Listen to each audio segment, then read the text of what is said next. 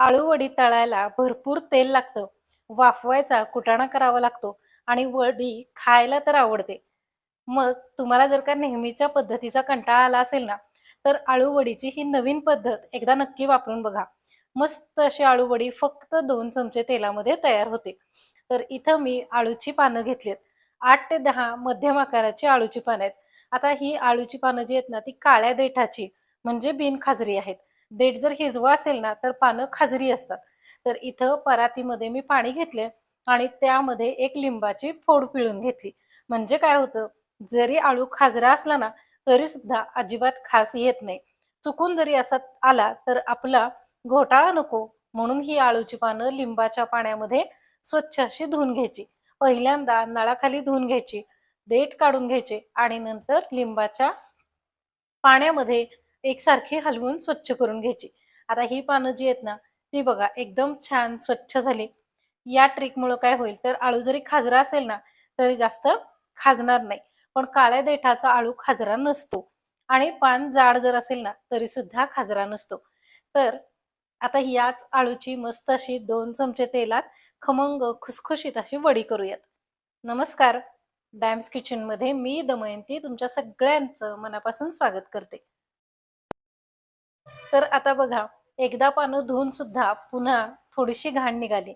आता ही पानं धुवून बाजूला ठेवूयात. 4 हिरव्या मिरच्या, 5 ते 6 लसूण पाकळ्या आणि अगदी अर्धा चमचे जिरं. हे मिक्सरला वाटण तयार करून घेऊयात. असं हे ओबड-धोबड वाटणच चवीला छान लागतं बरं का. आता त्यानंतर ही जी आळूची पानं आहेत ना, ती स्वच्छ धुवून घेतली आहेत. आता फक्त निथळून घेऊयात आणि आळू आपण चिरून घेऊयात. आपल्याला आळू चिरून याची मस्त अशी वडी तयार करायची. एकदा फक्त या पद्धतीने करून बघा आणि हो, जर का तुम्हाला आवडली नाही ही पद्धत, तर व्हिडिओ लाईक करायला, चॅनल सबस्क्राईब करायला आणि व्हिडिओ शेअर करायला विसरू नका. आता ही जी पानं आहेत ना, ती मी मधोमध देठावरती म्हणजे शिरेवरतीच पहिल्यांदा चिरून घेतली. नंतर त्याचा गोल रोल केला. मधोमध एक हलक्या हाताने काप दिला आणि नंतर अशी चिरून घेतली. या पद्धतीनं आळू पटकन छान असा चिरून होतो. तर आता आळूची पानं चिरून तयार आहेत. हे बघा, मस्त सुट्टी-सुट्टी पानं तयार झाली आहेत. आपल्याला अशीच पाहिजेत.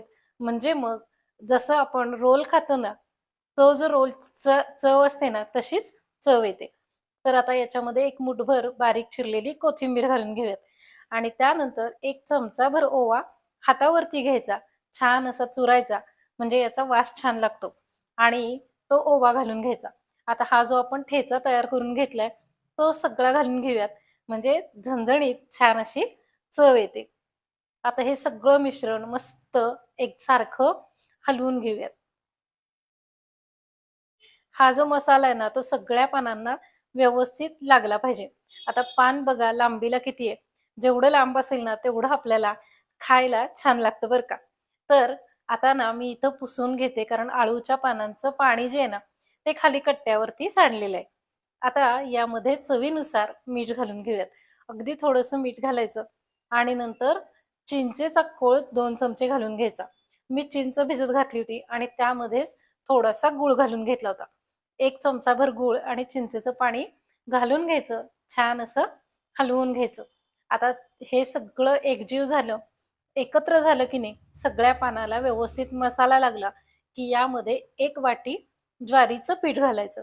याऐवजी तुम्ही बाजरीचं पीठसुद्धा वापरू शकता. तुम्हाला जे हवं ना, दोन्हीपैकी एक कोणतंही वापरा. त्यानंतर अर्धी वाटी बेसन पीठ घालून घ्यायचं. अर्धी वाटीपेक्षा जास्ती असेल ना, तरीही चालेल आणि त्यानंतर आपण याच्यामध्ये अगदी थोडंसं गव्हाचं पीठ घालून घेणार आहे आणि हे सगळं मिश्रण छान असं हलवून घ्यायचं. प्रत्येक पानाला व्यवस्थित पीठ चोळून घ्यायचं आणि इथं मी 1 वाटीभर पाणी घेतलंय, पण तुम्हाला दाखवते की पाणी लागतं किती. तर थोडं-थोडं हातावरती घेत-घेत पाणी घ्यायचं आणि पीठ मळून घ्यायचं. व्यवस्थित सगळं मळून घ्यायचं. अर्धी वाटीपेक्षा कमी पाणी लागतं. म्हणजे बरंचसं 1 वाटी पाण्यापैकी पाणी शिल्लक राहतं. आता मस्त असं छान हे पीठ आपण मळून घेणार आहे. अगदी घट्ट गोळा करायचा नाही किंवा अगदी सैलसर सुद्धा गोळा करायचा नाही. आता हे पीठ आपलं मळून तयार आहे. त्याच्यावरती थोडासा तेलाचा हात लावूया. तेल लावायचं म्हणजे हे पीठ हाताला अजिबात चिकटणार नाही. तर बघा, छान असा पिठाचा गोळा तयार झालेला आहे. आता काय करूया, तर एक चाळणी घेऊया आणि हो, या स्टेपला थोडंसं पाणी उकळवत ठेवा. म्हणजे एक तांब्याभर तरी पाणी उकळवत ठेवा. आता इकडं पाणी उकळतंय तोपर्यंत मी हातावरती याचे छान असे मुटकुळे तयार करून घेते. असे छोटे-छोटे मुटकुळे तयार करून घ्यायचे आणि चाळणीमध्ये ठेवायचे. कारण आपल्याला आता हे वाफवून घ्यायचेत. आणि जर का असं वाटलं, की आपल्याला हे पीठ हाताला चिकटतंय, हात चिकट होतोय, काही काळजी करू नका. अर्धा चमचा तेल घ्या वाटीमध्ये आणि बोटाला तेल लावून, हाताला तेल लावून असे हे मुटकुळे करून घ्या. मस्त छान खमंग खरपूस मस्त असे हे मुटकुळे तयार होतात. आता हे माझे मुटकुळे करून तयार झालेले आहेत. आता काय करूया, इकडं बघा मी पाणी उकळत ठेवलं होतं. पाणी छान उकळलंय. त्याच्यावरती 5 मिनिटासाठी ही चाळणी आपल्याला ठेवून द्यायची. त्याच्यावरती झाकण घालायचं म्हणजे वाफ नाही गेली पाहिजे. मस्त वास येतो बरं का ह्याचा. म्हणजे अगदी भारी वाटतं खायला आणि तुम्ही 4 वाजता खायला, चहासोबत खायला किंवा डब्यात द्यायला सुद्धा करू शकता. तर हे बघा 5 मिनिटानंतर याला वाफ आली. आता तुम्हाला मी दाखवते, की 5 मिनिटानंतर वाफ आलेली आपण काढून घेऊयात. हे गार करून घेऊयात आणि गार झाल्यानंतर हे मुटकुळे एका ताटलीमध्ये काढून घेऊयात. व्यवस्थित काढून घ्यायचे आणि आपल्याला हे गार करून घ्यायचेत.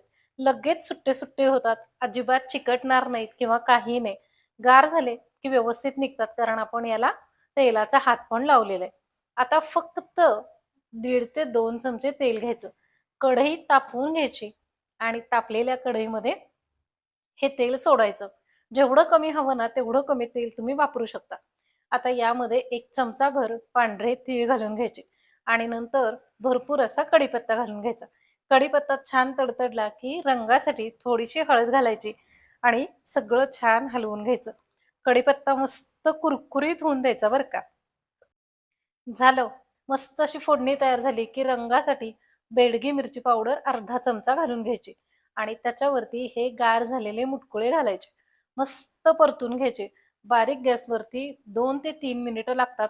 दोन्हीही बाजूनी छान खरपूस होईतोपर्यंत भाजून घ्यायचे. जर का तुम्हाला याचा रंग हिरवाच हवा असेल ना, तर बेडगी मिरची पावडर नाही घातली तरीही चालेल. आता बघा रंग किती छान आलाय, खरपूस झालेत. एकदम मस्त असा पदार्थ आपला तयार आहे. तेव्हा एकदा नक्की करून बघा बरं का. आणि असेच नवनवीन पदार्थ पाहण्यासाठी चॅनल सबस्क्राईब करायला आणि व्हिडिओ लाईक करायला अजिबात विसरू नका. आणि कमेंट करून मला सांगा, की पारंपरिक पद्धतीपेक्षा ही आळू वडीची पद्धत तुम्हाला कशी वाटली? 4 वाजता चहासोबत खायला, मुलांना डब्यात द्यायला किंवा अगदी सणावाराला आपण ज्या पारंपरिक पद्धतीनं अळूवडी करतो ना, त्यापेक्षा ही थोडीशी वेगळी पद्धत एकदा नक्की करून बघा. व्हिडिओ पूर्ण बघितल्याबद्दल मनापासून आभार.